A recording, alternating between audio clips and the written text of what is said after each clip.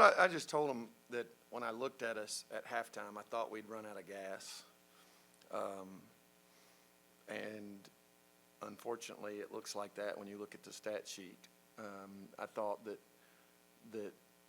they gave just about everything they had, and we just ran out of gas.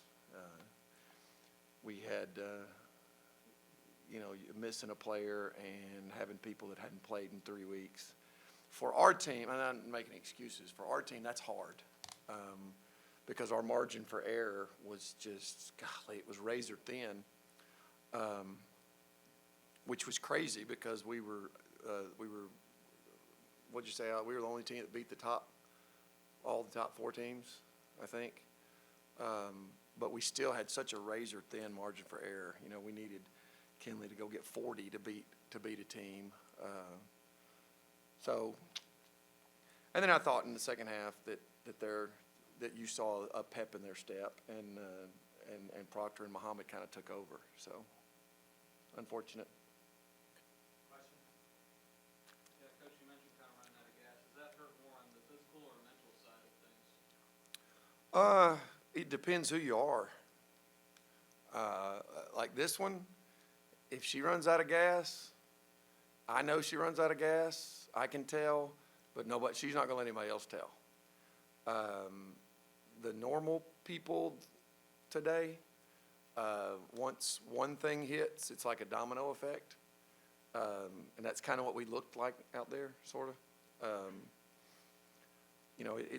When things get hard on you and they're not going your way, it's not easy to figure out how to handle it. And it's a mental toughness, it's a physical toughness. And we didn't put them in a situation where we got to find out if they were mentally or physically tough. Like that game comes down to the last 2 minutes. Now we're going to see something, but we weren't able to do that. I don't know if that answered your question. And with the Pepin, SIU stuff there at the end, they seem to travel very well with their fans. How much do you think that impacted things down the stretch?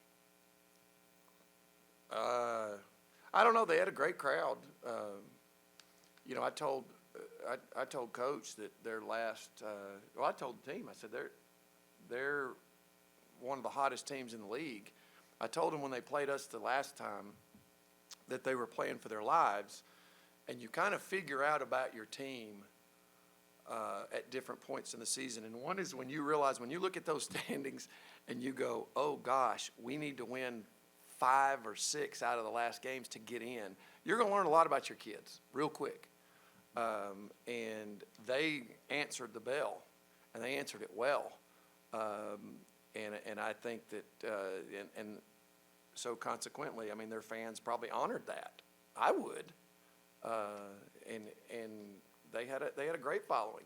I think the last time they were here, we beat them.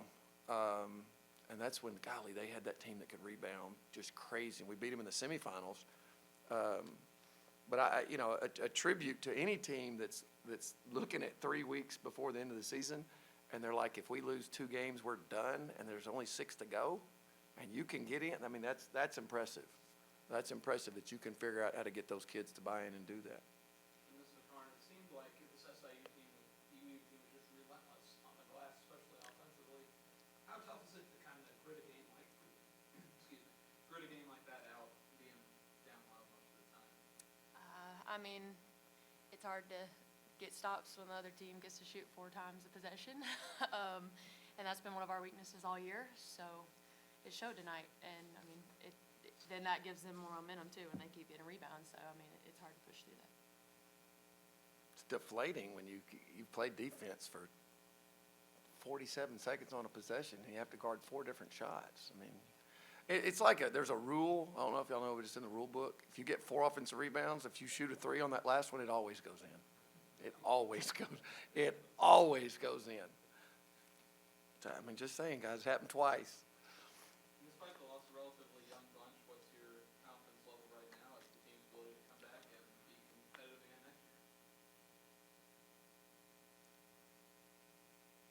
Sorry, that's a taboo question. No, do you want the truth or not? I love the truth, yes. Well, we just gave up 18 rebounds, turned the ball over 8 times in the second half. We couldn't figure out a way to get stops. And that says a lot about your toughness. It says a lot about how well your coach had you prepared. And so the question is going to be, how do you respond? Well, I know how I respond, and I know how she responds. Because if you look, who was our leading rebounder? It's Ding Dong over here. But I don't know how every other kid's going to respond. I know how kids today respond. And I mean, I have a daughter that plays. Holy cow. If my paycheck was based on my daughter playing, oh, Lord, I'm fired. And she's an average kid these days. So I don't know how they'll respond. I don't know. I just know that I would say, I'm not going to put Kyle on the spot, but I would say, yes, I am. No, that's not fair. Hypothetically, if I put Kyle on the spot, I would ask him, of the teams that you've seen us bring up here and how tough they were, where would you rate this one? And Kyle would be really nice and have a politically correct answer. But the truth is that's one of the weakest, tough mental teams and physical teams. That we don't give up 18 rebounds. We just don't do that. But we did.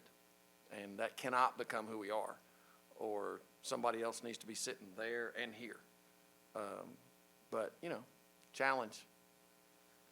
Sorry about that answer. Come on, Alex.